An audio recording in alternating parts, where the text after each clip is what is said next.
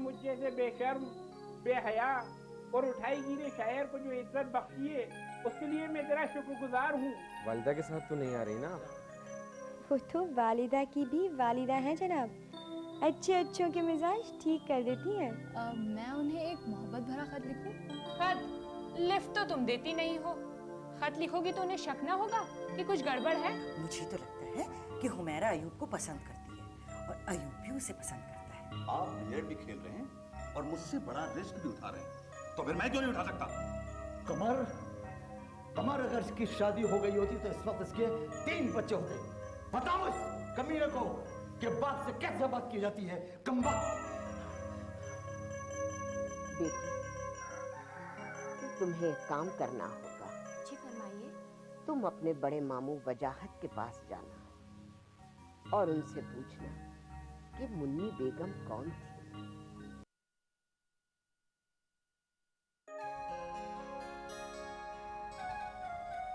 यार हुमैरा, हमें तो अयूब साहब से मोहब्बत हो गई है और तुम तो जानती हो कि मोहब्बत और जंग में सब कुछ चलता है। फिर ऐसा रास्ता सोचा जाए जिसमें अयूब साहब के दिल में तुम्हारे खिलाफ शक पैदा हो जाए, है ना? मुझे माफ कर दो। क्या करूं हुमैरा, मोहब्बत जो हो गई है। लेकिन कौन सा रास्ता सोचा जाए?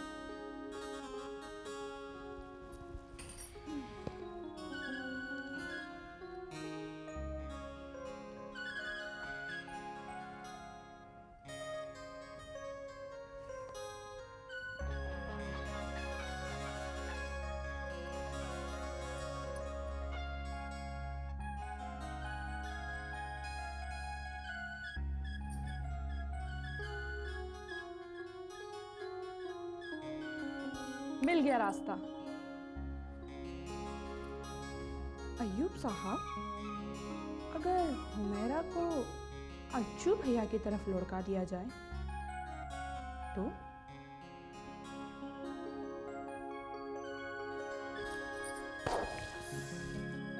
तलत, मार ली बाजी।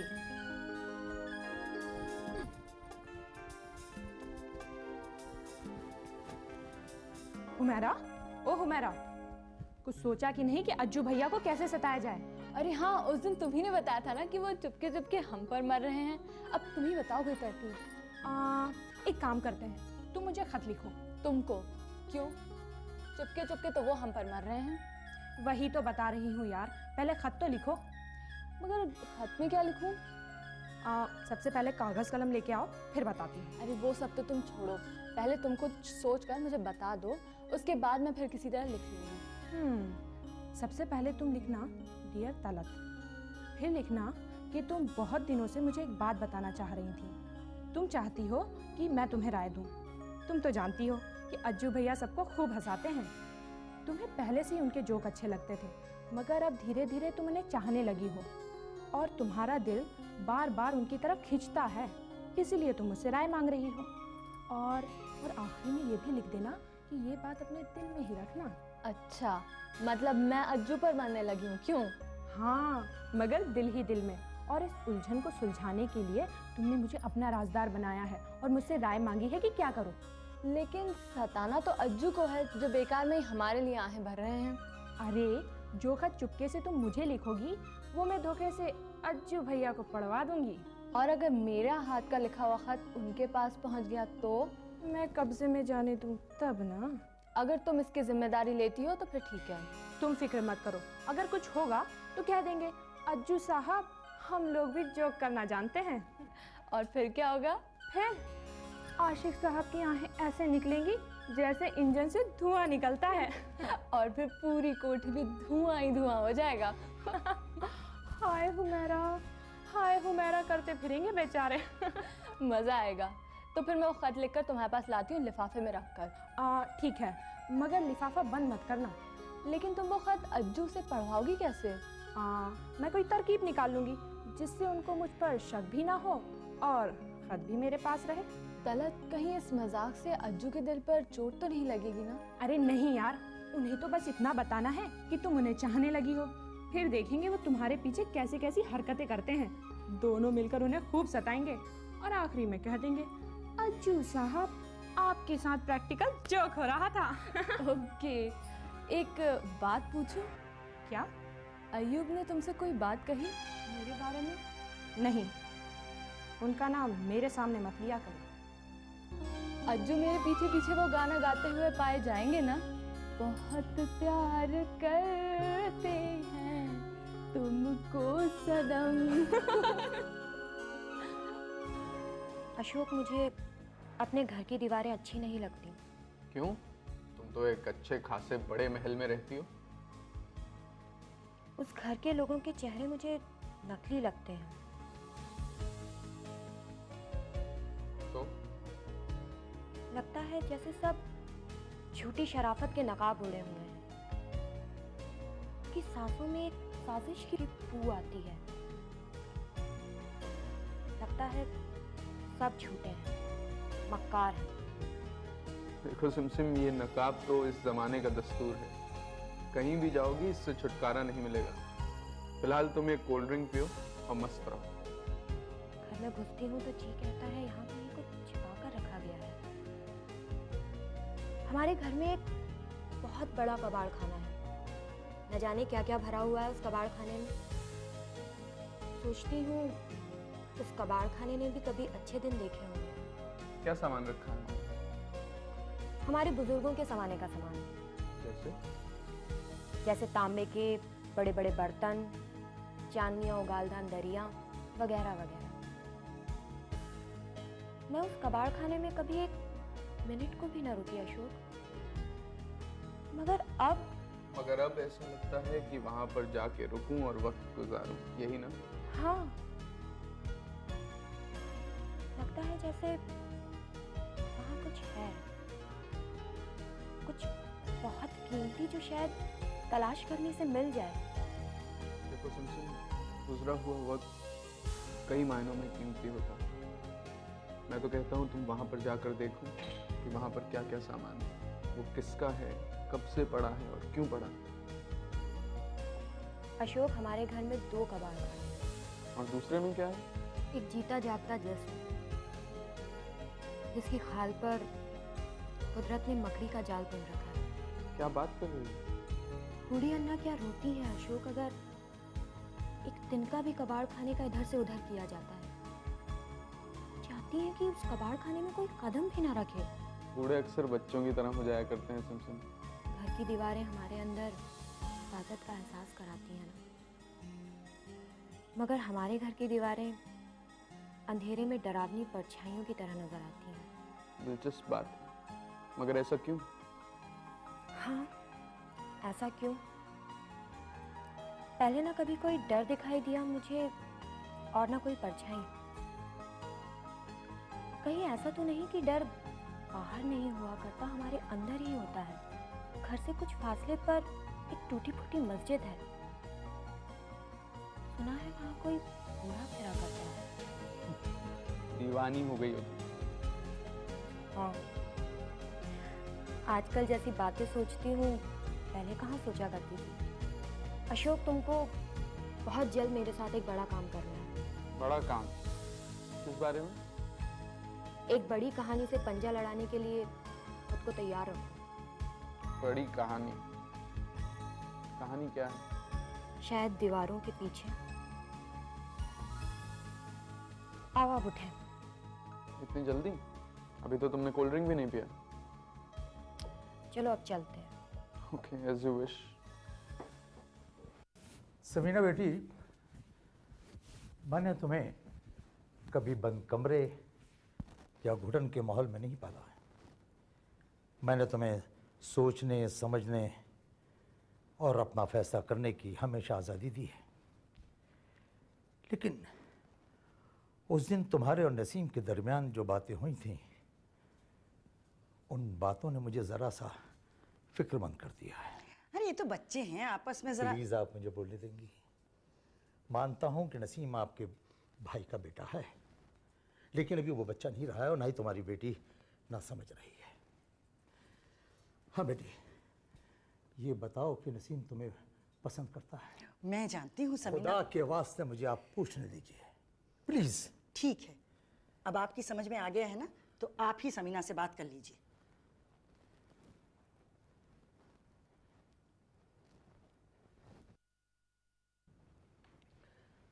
बेटे, मैं तुम्हारा बाप हूं, मुझे साफ साफ बताओ कि नसीम तुम्हें चाहता है? हैं? जी डैडी। बोलो बेटा, बोलो। जी चाहते तो है, मगर अपनी शर्तों पर। शर्तों पर? कैसी शर्तें?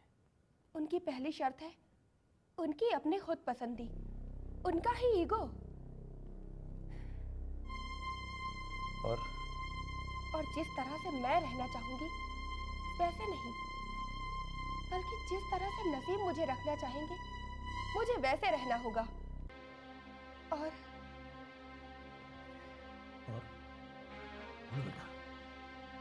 बोलो बेटा, साफ साफ बोलो। और क्या? और सियासी फायदों के लिए वो अपनी बीवी का इस्तेमाल भी कर सकते हैं। ये बात तुम नसीम के लिए कह रही हो? जी डैडी, उन्हीं के लिए जो अपने को बहुत बड़ा लीडर समझते हैं, जिन्हें अपने मर्द होने पर, अपने पैसों पर गुरूर है, तो ये समझते हैं कि मैं उनके आगे हाथ जोड़कर उनके कदमों में सर रखकर उनसे कहूंगी कि प्लीज आप मुझसे शादी कर लीजिए। तुम ऐसे दो पति जैसे इंसान नसीम जैसे आदमी के साथ रहने क्यों चाहती हो तुम उसे? आजकल के गुंडे आपको नेता समझने लगे हैं और नेता बन गए। तुम्हारा बाप कोई गिरा पड़ा नहीं है, गिरा पड़ा नहीं है बेटा, लेकिन आज के बाद नसीम इस घर में नहीं आएगा। वो इसे आपका नहीं बल्कि अपनी बुद्धि का घर समझते हैं। मैं ऐसे लोगों को अपनी जूते की नोक पर रखता हूं। ऐसे फटीसा लोगों को इस घर में आने भी नहीं दूंगा। अरे जहांगीर के बाप ने मुझे मेरे आगे हाथ पैर जोड़कर मेरी खुशामद की थी, अपने खानदान की शामद करने।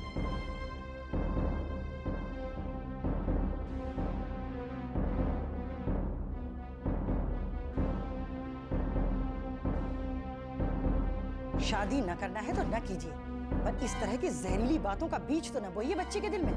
वही जहर बो रहा हूं, वही जहर जो मेरे अंदर बोया गया था। बरसों पहले बिच्छू के डंक के दर्द आज तक महसूस कर रहा हूं, आज तक महसूस कर रहा हूं। मैं ये समझता हूं कि तुम्हारे घर वाले मुझे नाली का कीड़ा समझते हैं, नाली का कीड़ा। मत भूलिए कि मेरे बाप ने आपको फर्श से अर्श पर बिठा दिया, फर्श से अर्श पर। यही कहना चाहती हो तुम? एहसान फरामोश औरत, एहसान फरामोश औरत, इतना गुरूर तुझको, इतना गुरूर।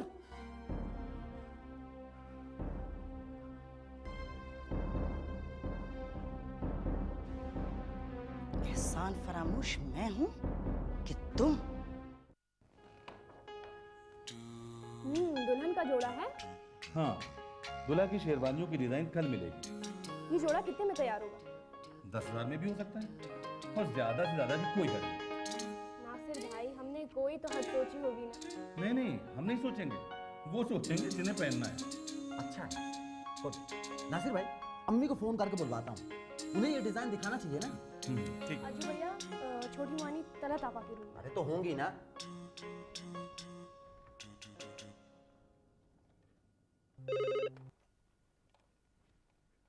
हेलो।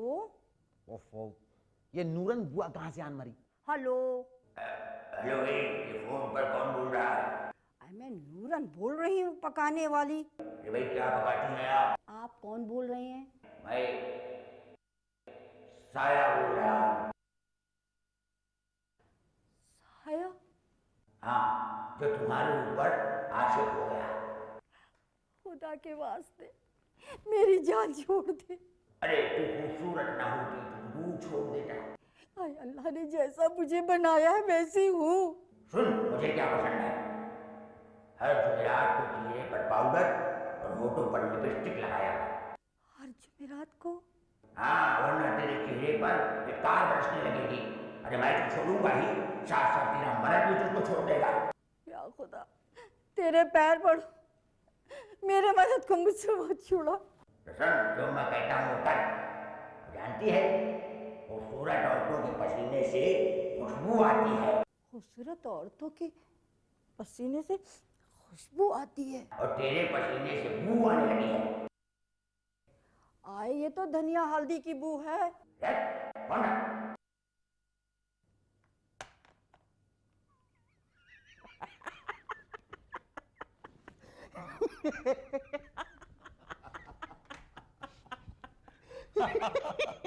अज्जू, तुम भी यार। नासिर भाई, एक बात बताइए, अगर हम 60,000 में एक लहंगा और जम्पर तैयार करवाएं तो वो बिक जाएगा? क्या 80,000 में ही बिक जाएगा? हमारे नए रईस अंधे हो रहे हैं अपनी दौलत की चकाचौंध में। अल्लाह गवाह रहना, जो कर रही हूँ अपनी मौत के लिए कर रही हूँ।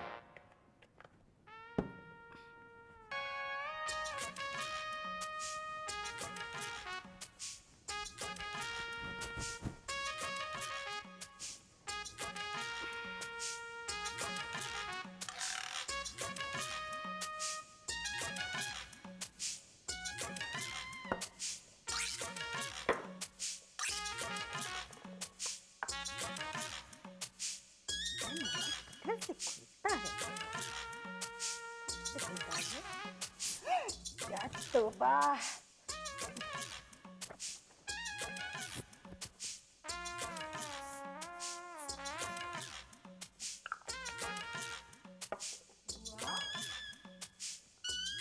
वाह बुआ, ये दी दादी ले ली लिपस्टिक पाउडर। वो फोन पर बोल रहा था हर जुमेरात पाउडर लिपस्टिक लगाया करो। फोन पर बोल रहा था? कौन बोल रहा था? छाया। और कौन?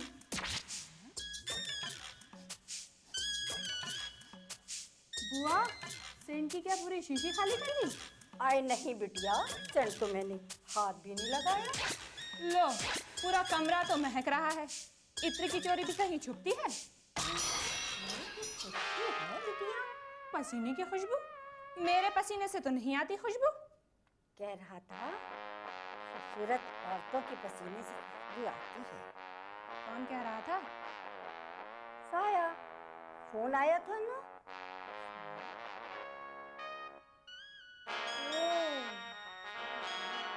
अच्छा बुआ, तुम जाओ जाओ ना। अज्जू भैया